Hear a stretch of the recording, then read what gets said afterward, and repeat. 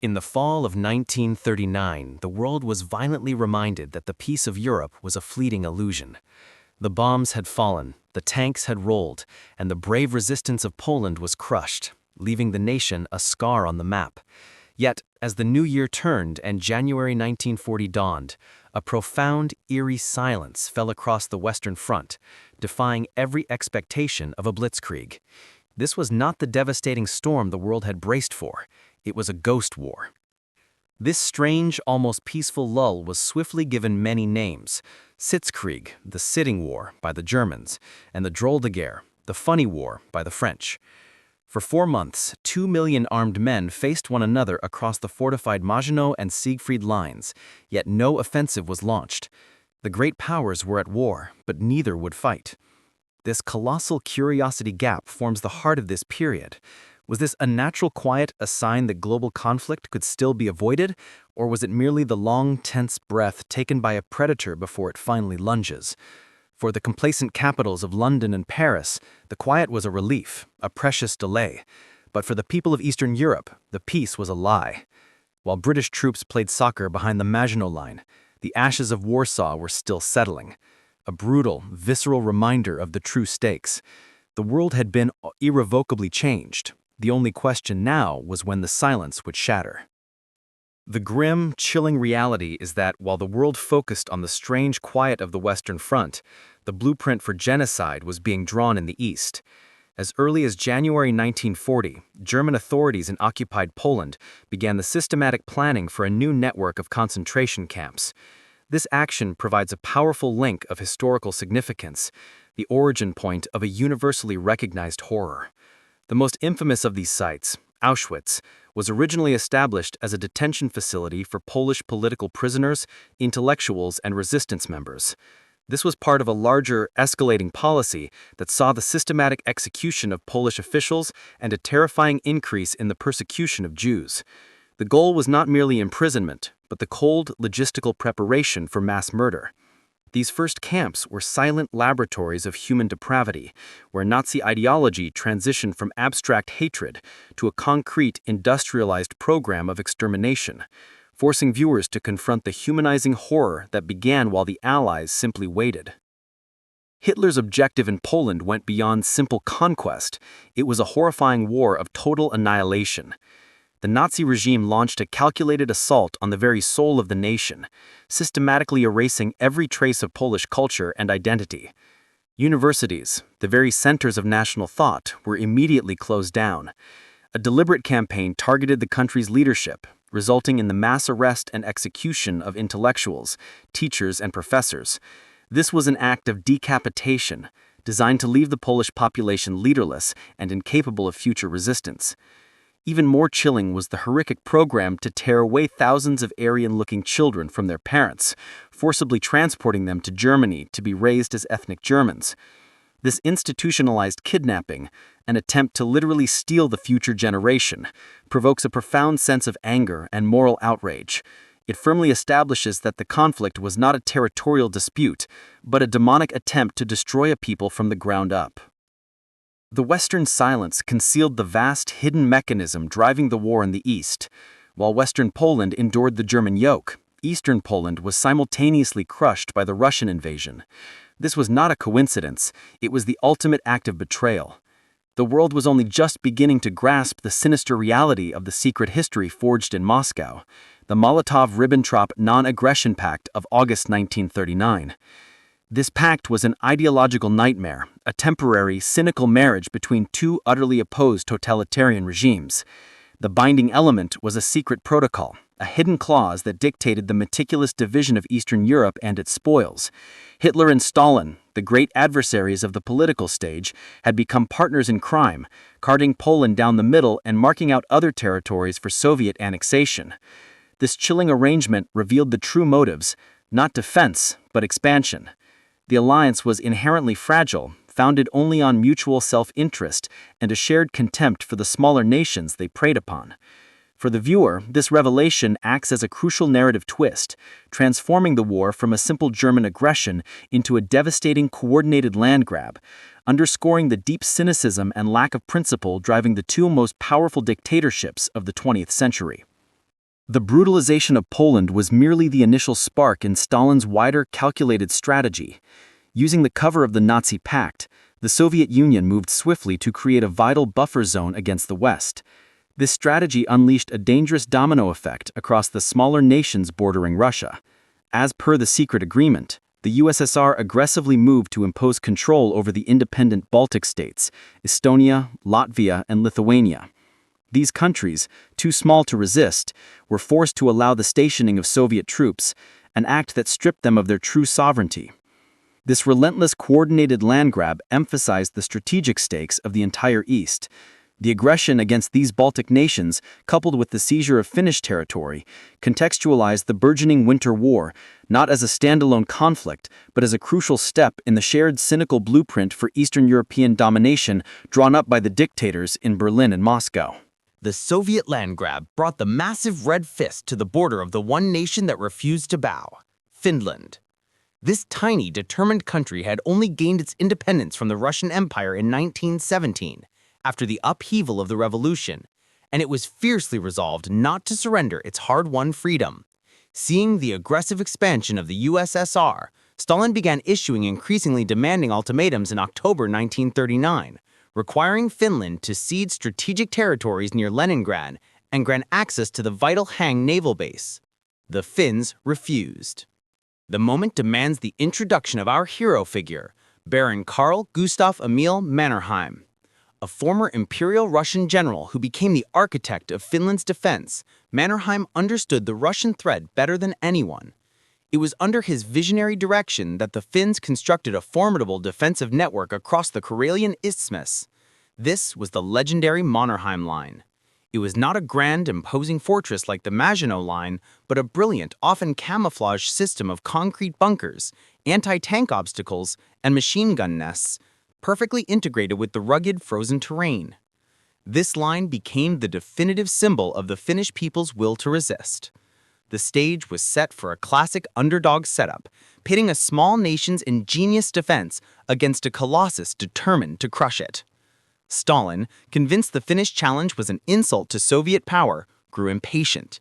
On the final day of November 1939, the Red Army was given the order to attack, commencing the Winter War. The commander of the Leningrad military district, General Kirill Meretskov, was so brimming with Soviet overconfidence that he reportedly promised the Politburo he would celebrate victory in Helsinki in less than 10 days. This hubris provided instant dramatic irony. The massive Soviet war machine, built for a Western European summer, was wholly unprepared for one of the most brutal winters of the century. Troops marched into the frozen wilderness without proper winter clothing, camouflage, or sufficient provisions. Their failure was immediate and spectacular. Finnish resistance, coupled with the merciless cold, turned the Soviet offensive into a logistical nightmare. The sight of the supposedly invincible Red Army, freezing, starving, and stalling in the deep snow, provided a moment of immense, immediate, satisfying failure for the viewers, proving that sheer size and firepower were no match for fierce determination and the ingenuity of the underdog. The narrative of the colossal army being humbled by a tiny nation and the weather instantly gripped the world's imagination. The Finnish success was forged not just in sheer will, but in tactical brilliance. This is where we deliver the crucial value delivery and satisfying action the audience craves. The Finns understood their domain, the frozen, forested wilderness. Their soldiers were masters of winter operations, moving silently and swiftly on skis, rendered virtually invisible by pristine white camouflage. They fought an asymmetrical war, hitting the lumbering, road-bound Soviet columns where they were weakest. The pinnacle of this strategy was the Battle of Suomussalmi, which concluded spectacularly on January 8, 1940. The Finns perfected the tactic of mati, or the bundle of firewood. Using their mobility, small ski units would cut the long Soviet convoys into manageable segments, isolating them into small pockets, matis, that were then surrounded and annihilated. Frozen lakes and narrow forest roads became lethal funnels and death traps for thousands of Soviet troops and their tanks. But no figure better personified this deadly efficiency than the legendary sniper, Simo Häyhä. Nicknamed the White Death by the Soviets, Häyhä was a farmer who operated alone, dressed in all white, using nothing but iron sights on his rifle. He became the most effective marksman in the history of the war, officially credited with over 500 kills. Häyhä's devastating effectiveness and the Finnish ski troops' mastery of the terrain transformed the war into a terrifying, personalized nightmare for the invaders. This was the moment the myth of the invincible Red Army shattered against the reality of Finnish courage. The sheer power of the Soviet armored divisions should have been decisive, yet the Finns lacked the heavy artillery or sophisticated anti-tank weapons to stop them. Their solution was a classic moment of innovation and humiliation. The Finns embraced desperate improvisation, creating a simple, effective weapon, a glass bottle filled with gasoline sealed with a rag wick.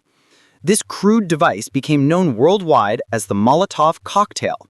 The name itself was a stroke of mocking genius, a direct jab at Soviet Foreign Minister Vyacheslav Molotov, who had absurdly claimed that Soviet bombing raids over Finland were merely food deliveries. The Finns famously quipped that since Molotov provided the food, they would provide the drink. This ingenious, low-tech response proved devastatingly effective, with Finnish records indicating they used the makeshift bombs to destroy nearly 2,000 Soviet tanks. This celebrated the ingenuity of the underdog while symbolically burning the pride of the overconfident aggressor. The difficult struggle of Finland presented a challenge to the major Allied powers. In England, naval forces under the command of Admiral Winston Churchill were urging a more active response. He saw as a military necessity to intervene in Finland, primarily to block the Swedish iron ore route to Germany. British Prime Minister Neville Chamberlain, on the other hand, resisted such plans, presenting something of a political tension in British politics. This great conflict gave rise to a crucial curiosity gap and revealed the ultimate strategic value of the war. Germany's massive military machine depended utterly on Swedish iron ore, which was shipped year-round primarily through the Norwegian port of Narvik. This supply was, in Hitler's own estimation, vitally important to the war effort.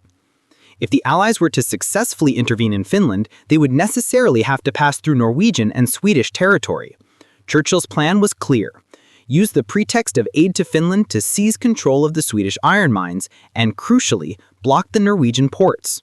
Such a move would deliver a terrible blow to the economy of the Third Reich, forcing a collapse of its steel production and tank manufacturing.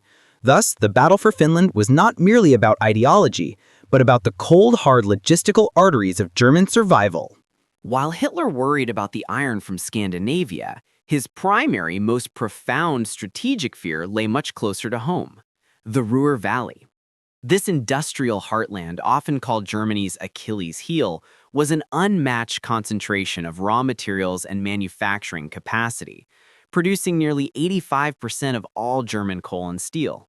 It was, quite simply, the engine that fueled the entire Third Reich. If the Allies managed to seize or paralyze the Ruhr, the war would be over within weeks. This immense geopolitical stake fueled Hitler's deepest anxieties. He constantly feared that the French, instead of sitting defensively behind the Maginot Line, would cross through the neutral Low Countries, Belgium and Holland, to strike directly at the Ruhr. This threat of imminent danger dictated his planning. Consequently, Hitler ordered his generals to devise a preemptive invasion. This wasn't merely a reprisal, it was a necessary defensive offensive, a massive mechanized thrust through the Low Countries designed to push the Allies back and secure his industrial center. The plan was, in essence, a high-speed, more brutal revision of the infamous WW2 Schlieffen Plan, recognizing that the Phoney War could not last. The quiet period was not peace, it was simply the final moment of assembly before the full fury of the German war machine was unleashed on the West. In a moment of pure, unpredictable chance, the entire strategic map of the West was nearly flipped. This extraordinary event of January 10, 1940, provides a critical plot twist in the otherwise somber narrative. A German liaison officer, Major Helmuth Rheinberger, was flying a surveillance plane carrying Hitler's detailed invasion plans for Belgium and Holland. A navigational error, poor weather, and pilot inexperience forced the aircraft to crash land in an open field near Mechelen, Belgium. Rheinberger's desperate attempt to burn the top-secret documents failed, allowing Belgian border guards to recover the full, catastrophic leakage. The plans revealed not only the when, but the how of the German invasion. the primary thrust would be through Belgium and Holland, just as the Allies had feared. The documents, labeled Fall Gelb, Case Yellow, were immediately passed to Belgian, French, and British intelligence services. This was a gift of monumental high stakes. The enemy had accidentally handed over the blueprint of its offensive. The leak threw Berlin into utter chaos. Hitler, consumed by fear and suspicion, initially believed the entire campaign was compromised, potentially leading to a massive change in strategic thinking. While the Allies, particularly the French, saw the plans as a confirmation of their own defensive assumptions, this massive intelligence windfall ultimately had a deeply ironic and unexpected consequence, setting the stage for one of the greatest military deceptions of the war. The discovery of the German invasion plans at Mechelen immediately shattered the defensive slumber of the Allies. Belgian King Leopold III, recognizing the gravity of the leak, swiftly warned both the Queen of Holland and the French commander-in-chief, Maurice Gamelin. For Gamelin, the plans, which confirmed the German offensive would cross the Low Countries, presented a tantalizing opportunity. His long-standing plan, Deal Plan, was to rush French troops into Belgium to meet the German advance there, rather than waiting behind the Maginot Line. He saw the leak as a chance to pressure officially neutral Belgium into finally allowing French forces to enter and take up forward defensive positions. This sudden acceleration injected desperate pacing into the narrative, but it was fraught with mistrust. While Hitler was consumed by fear and confusion in Berlin, unaware if the Belgians held the full scope of the Sichelschnitt, the Allies were still divided. Belgium remained highly suspicious of French intentions, demanding assurances that their sovereignty would be respected. This short-lived window of strategic maneuvering revealed a fatal flaw in the Allied coordination: the paralysis born of suspicion and self-interest, even with the enemy's plans laid bare on the table. The Mechelen Incident was a disaster, yet it was also a gift to the German High Command. The leak of the initial plan was not a total compromise, but a perfect litmus test. It revealed precisely how the Allies, specifically the French commander Gamelin, intended to react. Hitler realized the French would commit their best divisions to Belgium, rushing forward into a predictable line of engagement. This was the moment for a crucial, fatal strategic decision. Hitler, alongside the brilliant strategists like General Erich von Manstein, insisted on a radically new, daring, and highly deceptive plan. They would maintain the threat through Belgium to draw in the bulk of the Allied forces, but the true hammer blow would come elsewhere. That blow would be delivered through the Ardennes Forest, a heavily wooded, rugged region along the Franco-Belgian border that the French defense strategists deemed impassable to tanks. This new plan was christened Sichelschnitt, or the Sickle Cut. It was a brilliant stroke of misdirection that acted as a terrible foreshadowing of disaster. The moment Hitler signed off on Sichelschnitt, the fate of France was sealed, hidden in plain sight.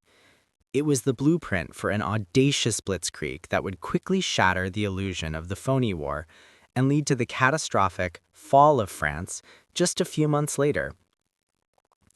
Despite their heroic defense, by the turn of the year, the situation for Finland was rapidly deteriorating. Stalin, unwilling to accept the humiliation of the White Death, ordered a ruthless, all-in escalation. He promoted Marshal Semyon Timoshenko to command, tasking him with a new offensive backed by a massive million-strong army and overwhelming air superiority. The sheer weight of numbers and firepower, particularly the relentless artillery barrage, began to crush the Mannerheim Line in western Karelia. This impending disaster presented the Allied powers with a final moral test.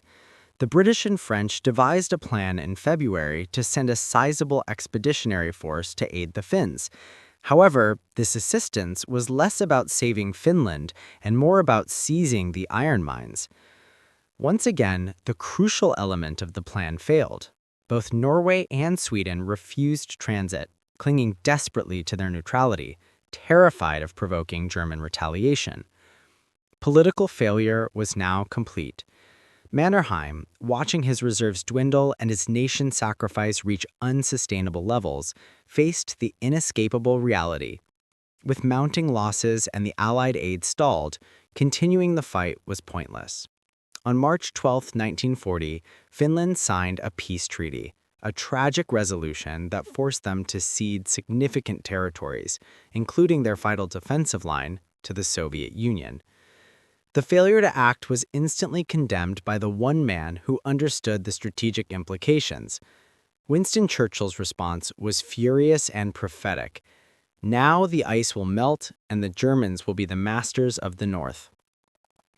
The failure to secure the route to Finland meant that the path to Norway and the iron supply was wide open for Hitler, confirming that the paralysis of the West had merely ensured the conflict's inevitable wider spread. The final days of March 1940 were defined by a breakneck acceleration of events, rapidly shedding the pretense of the Phoney War. The fragility of neutrality, already exposed by the Finnish tragedy, was irrevocably shattered on February 16th by the Altmark Incident.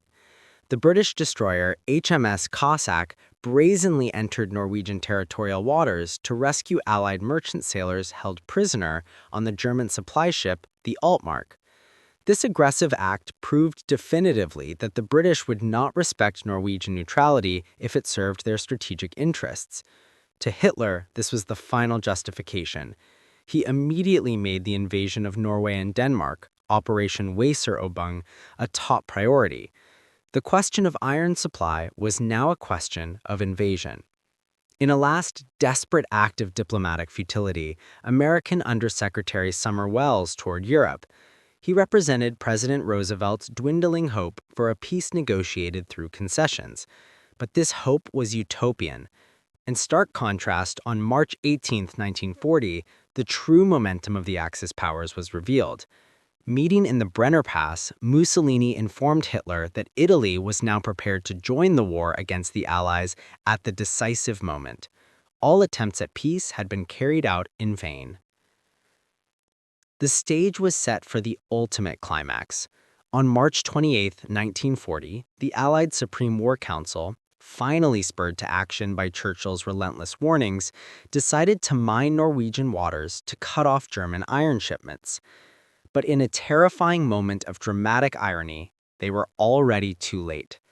Hitler's orders had been given days before, and German ships packed with invasion troops were already on their way north. The final sentence acts as the definitive conclusion and CTA, or call to action, for the viewer. The Phoney War was about to meet a sudden end, and the battle was actually going to start. The conflict had become long, violent, and utterly inevitable. The waiting was over, the lines of future battles were mapped out.